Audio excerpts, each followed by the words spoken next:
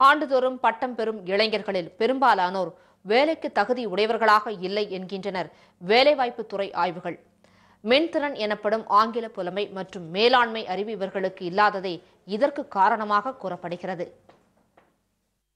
இந்தியாவில் உள்ள பல்கலைக்கழகங்கள் மற்றும் பொறியியல் கல்லூரிகளில் வருடந்தோறும் தேர்ச்சி பெறுகிறவர்களின் எண்ணிக்கை 40 லட்சம். இவர்களில் சுமார் 20% பேருக்கு மட்டுமே உரிய வேலை கிடைக்கிறது.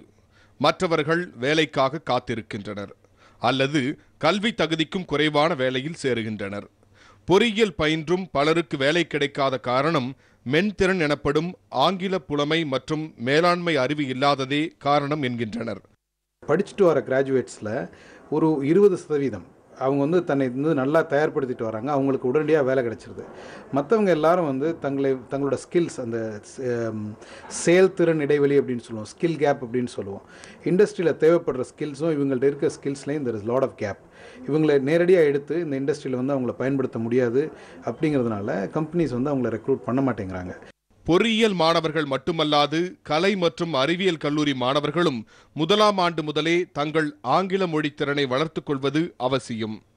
தொழில் திறனோடு ஆப்டிடியூட் எனப்படும் பகுத்தாய்வு திறனையும் கற்றுக்கொள்ளும் போது வேலை வாய்ப்புகள் தேடி வரும். ஒன்று பார்த்தீங்கன்னா கம்யூனிகேஷன் ஸ்கில்ஸ் ட்ரைனிங் சொல்கிறோம், தொடர்பு கொள்ளும் திறன் ட்ரைனிங் சொல்கிறோம். ரெண்டாவது ஜாப் ஸ்கில்ஸ் ட்ரைனிங்னு சொல்கிறோம், அதாவது வேலை வாய்ப்பு தருவதற்கான பயிற்சிகள்.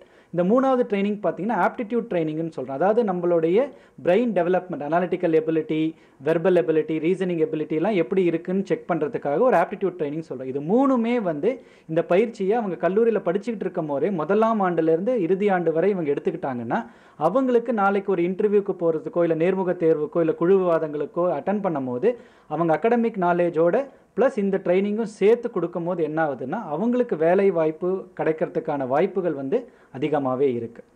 மேலாண்மை, பொறியியல் உள்ளிட்ட துறைகளில் பட்டம் பெற்றிருந்தாலும் வேலை வாய்ப்பிற்கான மென்திறன் இருக்க வேண்டும். மேலும் விரும்பும் வேலைக்குரிய தொழில்நுட்பத்தை கற்றுக்கொள்ள வேண்டியது அவசியம். இது ஒரு அடிஷ்னல் குவாலிஃபிகேஷனாக இருக்கும். ஸோ தட் எனக்கு மோர் இம்பார்ட்டன்ஸ் கொடுப்பாங்க. நார்மல் MBA ஸ்டூடெண்ட்ஸ் ஒரு இடத்துல போய் வேலை பண்ணுறதோட நான் சிவில் இந்த ஆர்கிடெக்சர் கோர்ஸ் முடிச்சிருக்கேன், ஒரு ப்ரொஃபஷ்னலாக நான் இருப்பேன் அப்படிங்கிறதுனால எனக்கு ஒரு அடிஷ்னல் அது ஒரு ப்ளஸ் பாயிண்ட் மாதிரி இருக்கும். BE மெக்கானிக்கல்ஸ்னு பார்த்தோன்னா நிறைய வாண்டட் இல்லை, எல்லோரும் டிசைன் கோர்ஸ் கம்ப்ளீட் பண்ணியிருக்காங்க. இப்போ நான் படிக்காமல் இருந்ததுனால எனக்கு அவ்வளோவா ஆப்பர்ச்சுனிட்டிஸ் வரல. இப்போ டிசைன் கோர்ஸ் முடிச்சிருக்கேன், முடித்தோடனே எனக்கு நல்ல ஆப்பர்ச்சுனிட்டிஸ் வரும்.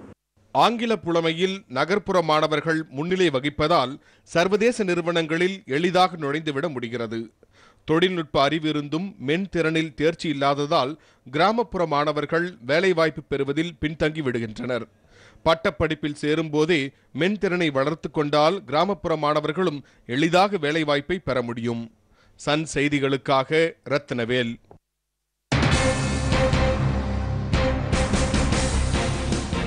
கத்தார் நாட்டில் சிறை வைக்கப்பட்டுள்ள மீனவர்களை மீட்க கோரிக்கை. நாகர்கோவிலில் உறவினர்கள் ஆர்ப்பாட்டம்.